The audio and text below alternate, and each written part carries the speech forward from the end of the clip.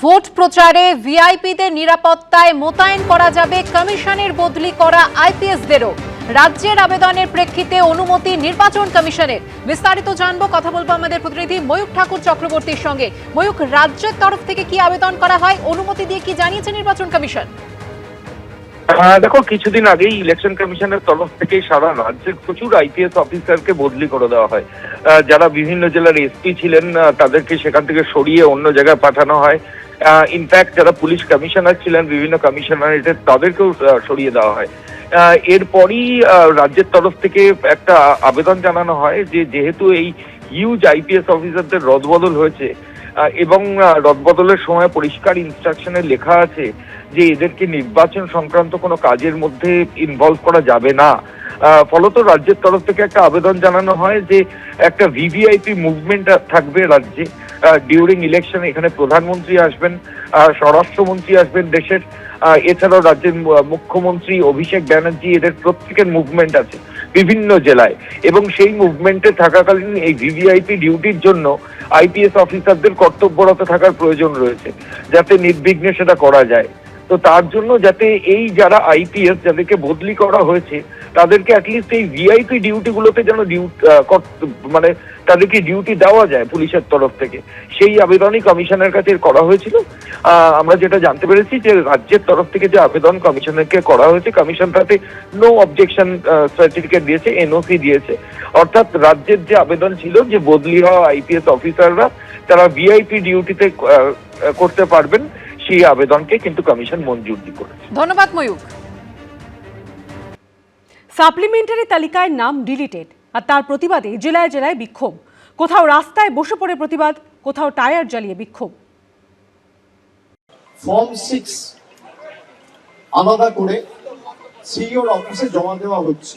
হেরে যাওয়ার আতঙ্ক এইরকম ভয়ের সৃষ্টি করতে পারে, এরকম মানসিক বিকৃতির সৃষ্টি করতে পারে, এই প্রথমবার দেখলাম।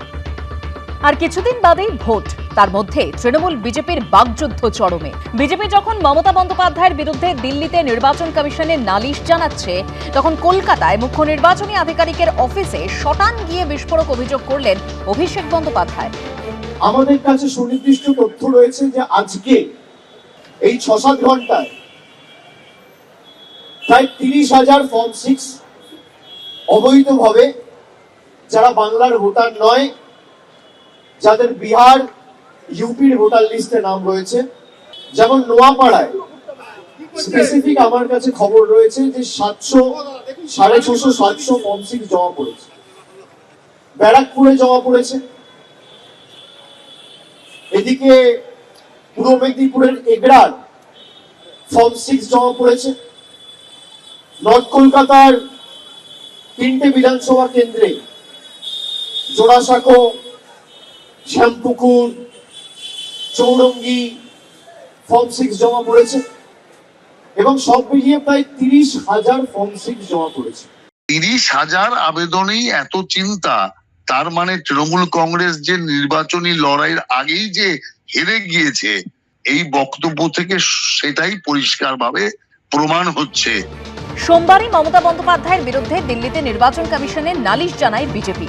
ভোটারদের ভয় দেখানোর অভিযোগে প্রচারে নিষেধাজ্ঞার দাবি তোলে তারা। এবার নির্বাচন কমিশনে গিয়ে বিজেপি ও নির্বাচন কমিশনকে এক নিশানায় রেখে আক্রমণ শোনালেন অভিষেক বন্দ্যোপাধ্যায়। অমিত মালব্য আজকে ফোন করে সিইও কে প্রেসার দিয়ে জোর জবরদস্তি এই ফর্ম 6 জমা করিয়েছে। বাংলার ডেমোগ্রাফি যদি কেউ চেঞ্জ করে, বিজেপি চেঞ্জ করছে। অভিষেকের কোনো কথার কোনো গুরুত্ব বাঙালি দিতে নারাজ, কোনো আগ্রহী নেই, কোনো প্রতিষ্ঠাও নেই ওনার কথার। তৃণমূল যাচ্ছে, বিজেপি আসছে, এটাই ধ্রুব সত্য।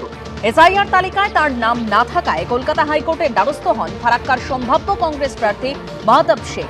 যদিও প্রধান বিচারপতি সুজয় পাল সেই আবেদনের প্রেক্ষিতে তাকে সুপ্রিম কোর্টের দ্বারস্থ হওয়ার পরামর্শ দেন। রুমা পাল ও শোভিক মজুমদারের রিপোর্ট, এবিপি আনন্দ। তৃণমূল ছেড়ে ফের কংগ্রেসে গেলেন বাদুড়িয়ার গতবারের বিধায়ক কাজী আব্দুর রহিম। তিনি যে বাদুড়িয়া থেকে কংগ্রেসের টিকিটে লড়তে পারেন সেই ইঙ্গিতও দিয়েছে কংগ্রেস নেতৃত্ব। অন্যদিকে ভোটের আগে বিজেপিতে যোগ দেওয়ার ইচ্ছে প্রকাশ করেছেন নোয়াপাড়ার প্রাক্তন তৃণমূল বিধায়ক সুনীল সিং। বিধানসভা ভোট আসতেই শুরু হয়েছে দলবদলের পালা। কেউ তৃণমূল ছেড়ে কংগ্রেসের হাত ধরলেন, কেউ আবার তৃণমূল ছাড়ার ইচ্ছা প্রকাশ করলেন। তৃণমূল ছেড়ে ফের কংগ্রেসে গেলেন বাদুড়িয়ার গতবারের তৃণমূল বিধায়ক কাজী আব্দুর রহিম, যিনি দিনু নামেই বেশি পরিচিত। 2016 সালে কংগ্রেসের টিকিটে বাদুড়িয়া থেকে ভোটে জিতে জয়ী হয়েছিলেন তিনি। 21-এর ভোটের আগে যোগ দেন তৃণমূলে। সেবার বাদুড়িয়া থেকে তৃণমূলের হয়ে জিতে বিধায়ক হন কাজী আব্দুর রহিম। এবার আর তাকে প্রার্থী করেনি তৃণমূল। এরই মধ্যে কংগ্রেসে ফিরলেন তিনি। आज हमारा खुशी का बात यही है जहां आज हम घर लौट आया। আমি ওই দলে সত্যি অযোগ্য, তৃণমূলে আমি অযোগ্য, তার কারণ আমার মানসিকতার সঙ্গে ওই দলের কোনো সম্পর্ক নেই অনেক দিন থেকেই। आपको ये घर वापसी का याद कब आया जब आपको टिकट नहीं मिला टीएमसी से? जो पूछा है ये तो सही है, लेकिन दिया नहीं तो हम आया। কাজী আব্দুর রহিম যে বাদুড়িয়া থেকে কংগ্রেসের টিকিটে লড়তে পারেন, এই দিন সেই ইঙ্গিত দিয়েছে কংগ্রেস নেতৃত্ব। परसों की सीईसी में रिक्वेस्ट की थी कि जो इनकी सीट है उसको हमने पेंडिंग किया था कि पहले फॉर्मली ये ज्वाइन करें, आपसे बात करें, ये क्यों तृणमूल छोड़ के आए हैं और क्यों कांग्रेस ज्वाइन करना चाहते, वो इम्पोर्टेंट विषय है। যেটুকু যা কিছু হয় বা হয়ে থাকে সবটাই রাজ্য পার্টির অনুমোদন ছাড়া।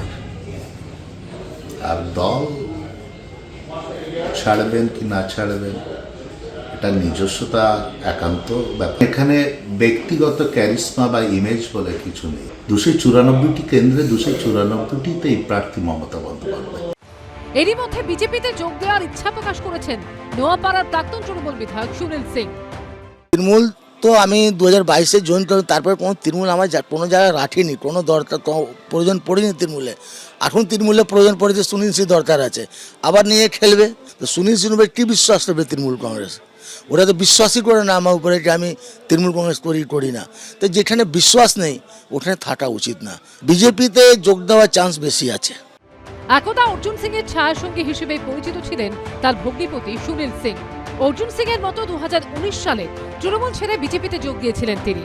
2021 সালের বিধানসভা ভোটে নোয়াপাড়া কেন্দ্রে বিজেপির প্রার্থী হিসেবে দাঁড়ালেও হেরে যান। পরের বছর বিজেপি ছেড়ে তৃণমূলে ফিরে যান তিনি। গত কয়েক মাসে তৃণমূলে তিনি ছিলেন বিক্ষুব্ধ। এরই মধ্যে গত বছর শুভেন্দু অধিকারীর সঙ্গে সুনীল সিং এর সাক্ষাৎ ঘিরে জল্পনার বারুদ চলেছিল। এবার ভোটের কদিন আগে তার বিজেপিতে যোগদানের ইচ্ছা প্রকাশ, যা ঘিরে চড়ছে পারদ। আমি ব্যক্তিগতভাবে আমি কথা বলে নেব, আমি জানি না কি বলেছেন কি বলেননি, কিন্তু আমার নির্বাচন যে পরিচালন কমিটি তার মধ্যে সুনীল সিং নেই। আগে তো ওনাকে তৃণমূল কংগ্রেস ছাড়তে হবে, তো তৃণমূল কংগ্রেসও থাকবো, আবার বেসুরাও হব, আবার পদেও থাকবো, সবটা তো হবে না। সোমবারে বিধায়ক পদ থেকে ইস্তফা দিলেন ভরতপুরের বিদায়ী বিধায়ক হুমায়ুন কবির। কোনো রাজনৈতিক দল তাদের 148-এর সংখ্যায় পৌঁছাতে পারবে না। আমরা অনেক সংখ্যা নিয়ে আসব এবং আগামী দিনে 18তম বিধানসভায় 7ই মে শপথের দিনে হুমায়ুন কবির যারা তার সহকর্মী তারা অনেক উল্লেখযোগ্য ভূমিকা নিয়ে পশ্চিম, অর্থাৎ আপনারা ডিসাইডিং ফ্যাক্টর হবেন বলে নিশ্চিত। ভোটের এক মাসও বাকি নেই, কিন্তু রাজনৈতিক দলগুলোয় নেতাদের যোগ বিয়োগ এখনো শেষ হচ্ছে না। বিজেন্দ্র সিংহ, সমীরণ পাল ও উজ্জ্বল মুখোপাধ্যায়ের রিপোর্ট, এবিপি আনন্দ। এবিপি আনন্দ, এগিয়ে থাকে, এগিয়ে রাখে।